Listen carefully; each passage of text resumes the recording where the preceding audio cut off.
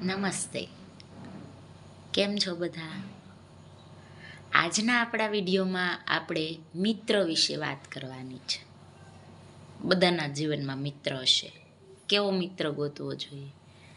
તો કે મિત્ર એવો શોધવો જે ઢાલ સળીખો હોય, સુખમાં પાછળ પડી રહે, દુઃખમાં આગળ હોય. જો આ સમયમાં મિત્ર એક મળવો પણ મુશ્કેલ છે. કારણ કે અત્યારનો જમાનો એટલે કે પૈસાનો જમાનો છે, ઇલેક્ટ્રોનિક જમાનો છે.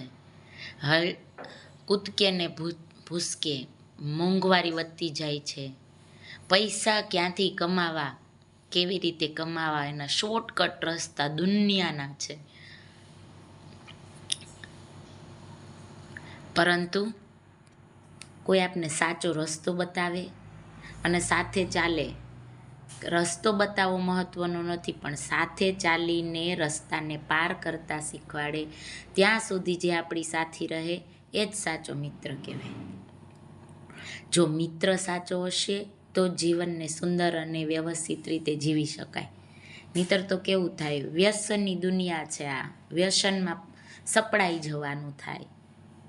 મિત્રને મિત્રતા કરતા આવડે તો જ મિત્ર ગોતવો, એવું એક કવિએ કીધું છે કે મિત્રતા વગરની મિત્ર શોભે નહીં. જેમ તમે સુંદર હો, સુશીલ હો, પરંતુ તમે બોલો તા સામેવાળી વ્યક્તિને એમ થાય કે આ બોલવાનું બંધ કરી દે તો સારું. એવી જ રીતે મિત્ર એવો હોવો જોઈએ કે જે તમારા દુઃખની બધી વાતો જાણતો હોય. અત્યારના જમાનામાં એવું જ છે મિત્રો. કેવું છે તો કે બધા મિત્રો તો હોય જ છે, બેનપણા બનાવે, બેનપણીઓ બનાવે, પણ કેવા ખાલી સમય પૂરતા. જે સાચો મિત્ર હશે એ નાનપણથી મોટા થાવ ત્યાં સુધી તમારા જીવનની એક એક પળ એટલે કે એક એક મુશ્કેલીઓ, એક એક સારી નરસી બધી બાબતોમાં સાથે ને સાથે હોય છે. હું તમને એક એક્ઝામ્પલ આપું છું કે અમે નાના હતા ત્યારથી એક મિત્ર છે. મિત્ર એટલે બેનપણી છે. અમે બાળપણ સાથે રહ્યા, મોટા ભાઈ સાથે જ થયા.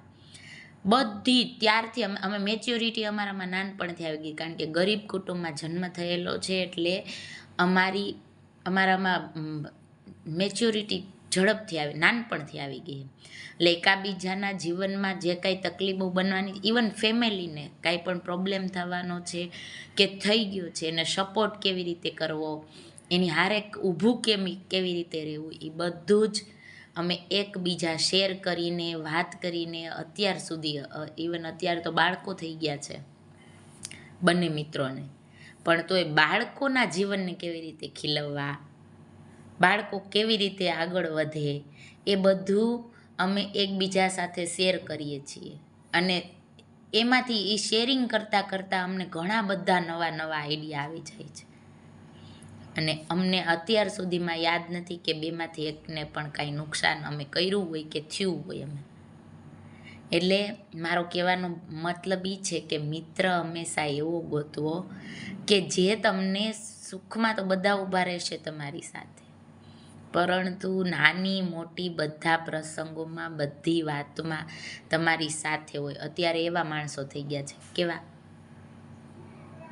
તો કે તમારી બધી વાતો જાણી લે, તમારા ધંધા વિશે જાણી લે, પછી પોતે જ એવું જ સામે કરીને બેસે.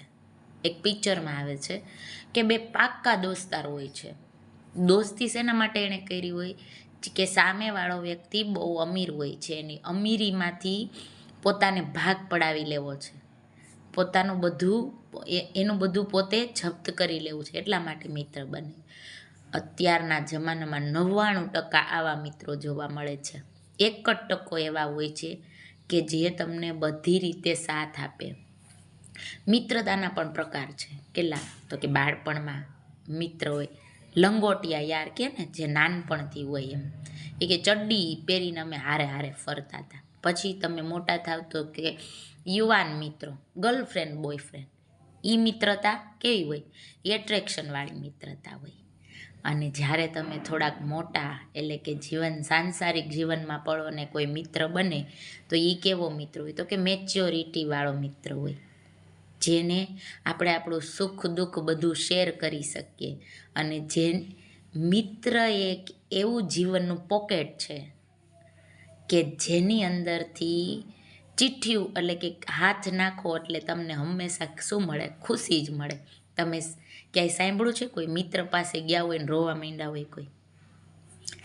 ત્યાં જ આપણે બાજીએ.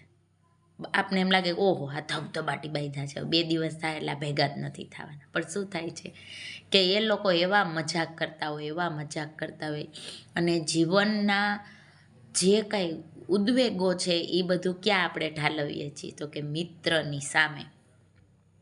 એટલે મિત્રતા બનાવવામાં 100 વાર વિચાર કરવો અને એવા જ વ્યક્તિ પાસે તમે તમારું દુઃખ અથવા તો સુખ ઠાલવો કે જે તમને સમજી શકે એવું હોય, લાગણીઓને માન આપી શકે એવું હોય. જય ભારત, જય હિન્દ.